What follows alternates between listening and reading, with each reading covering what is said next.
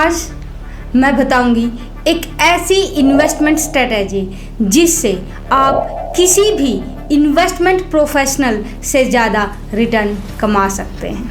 Yes, you heard it right, it's possible. You can earn higher than active fund managers. Any guesses? It's index fund और exchange traded fund.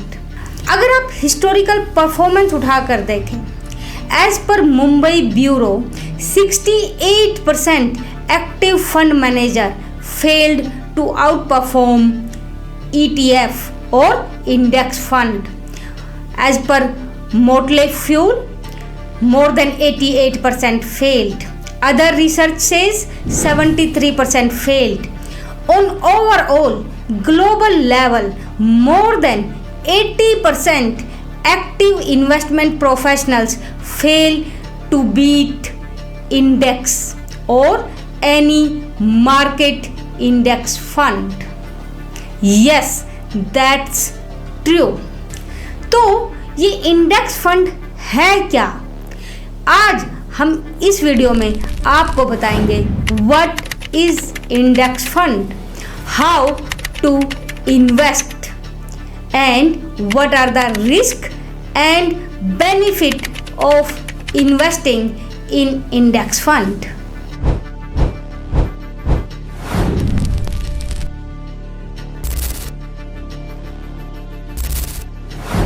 So what is index fund?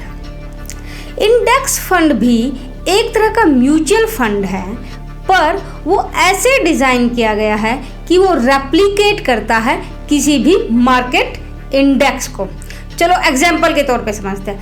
मान लीजिए आप BSE Sensex index fund pick करते हैं, okay. तो अब ये fund क्या करेगा? ये फंड उन सारी की सारी 30 कंपनीज में इन्वेस्ट करेगा जो BSE सेंसेक्स का पार्ट है।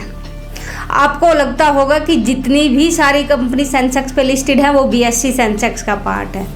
नहीं, BSE सेंसेक्स की जो मूवमेंट है वो सिर्फ 30 कंपनीज के कारण होती हैं जो कंट्रीब्यूट करती हैं BSE सेंसेक्स में।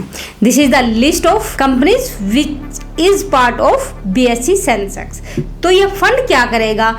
इन 30 कंपनीज में ही अपना पैसा और उसी प्रोपोर्शन में जिस प्रोपोर्शन में ये BSE सेंसेक्स में है। मान लीजिए अडानी ग्रुप 10% कंट्रीब्यूट करता है BSE सेंसेक्स, तो ये भी अपने पैसे का 10% अडानी ग्रुप में लगा देगा। रिलायंस 16% अगर कंट्रीब्यूट करता है BSE सेंसेक्स में, ये भी अपने पैसे का 16% रिलायंस ग्रुप में लगा देगा।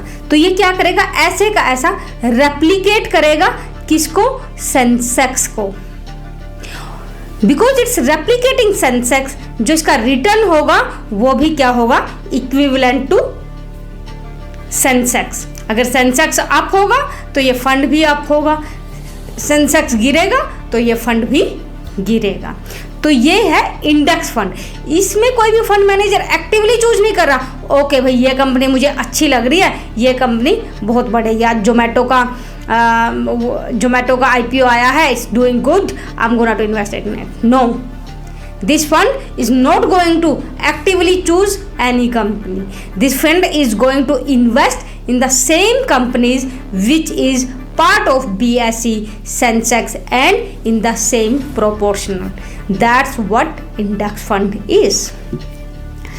Assume आपने 2014 में 10,000 रुपीज़ एक सेंसेक्स बेस इंडेक्स फंड में इन्वेस्ट किया हो। तो अगर हम हिस्टोरिकल परफॉर्मेंस से देखें तो वो 10,000 रुपये आज 28,000 रुपये हो जाते हैं, क्योंकि सेंसेक्स जो है लास्ट 10 ईयर्स में 180% से ग्रो किया है, अराउंड 11% ऑफ एनुअल ग्रोथ। अगर कोई भी फंड मार्केट रिस्क पर, जहाँ पर बीटा इज इक्वल टू 1 है, आपको 11% का रिटर्न दे रहा है, that state that market has done quite well. So that's the reason these index funds have lesser risk, which is equivalent to market, lesser expense ratio, because they are not actively choosing any companies, they don't need expertise, so have less expenses and have ability to provide returns equivalent to market.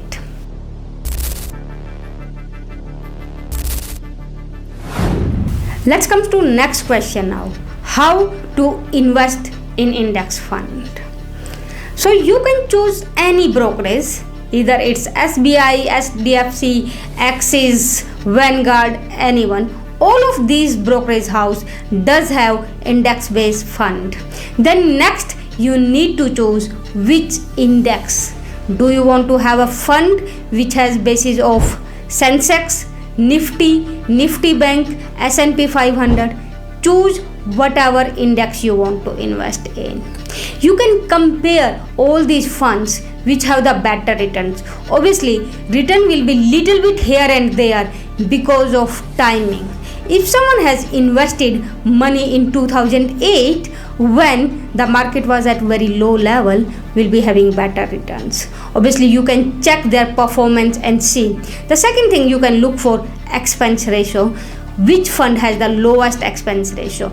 As I told you, index fund doesn't have a lot of expense, so their expense ratio should be quite low. It may be 0.02, 0.04%, that type of, that's the average of. So you can choose any index fund which meets your requirement and invest.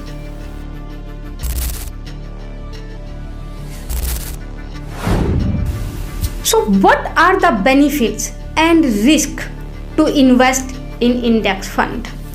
तो benefits की तो हम पहले भी वैसे बात कर चुके हैं, बट हम यहाँ पे कुछ और बेनिफिट्स की बात करेंगे, लाइक डाइवर्सिफिकेशन. अगर आप किसी भी इंडेक्स को उठा के देखें, सेंसेक्स, S&P 500, इनका पोर्टफोलियो क्वाइट डाइवर्सिफाई होता है from the sector perspective as well industry perspective and companies perspective. तो आपको ये डाइवर्सिफिकेशन प्रोवाइड करता है. दूसरा, रिस्क कम होता है क्योंकि ये मार्केट किसी भी मार्केट को रेप्लिकेट कर रहा है, डाइवर्सिफाइड है, तो आपका जो रिस्क है वो कम हो जाएगा. कंसिस्टेंसी होती है. ऐसा नहीं है कि आज आपने इसका 50% टेक में है क्योंकि आज टेक बूम पे है, कल आप because tech is not doing well तो फंड मैनेजर ने क्या किया भाई, एग्रीकल्चर इंडस्ट्री में डाल दिया. तो कंसिस्टेंसी होती है. अगर आप किसी भी इंडेक्स फंड में इन्वेस्ट करते हो वो क्वाइट कंसिस्टेंट होता है. The similar goes to from the return perspective as well. Mostly until and unless कोई ऐसा मैक्रो इकोनॉमिक शॉक ना हो या मैक्रो इकोनॉमिक बेनिफिट ना हो, मोस्टली जो उनके रिटर्न्स हैं वो भी कंसिस्टेंट होते हैं. तो अभी हमने काफ़ी बेनिफिट्स की बात कर ली, हम बात करेंगे रिस्क क्या हैं.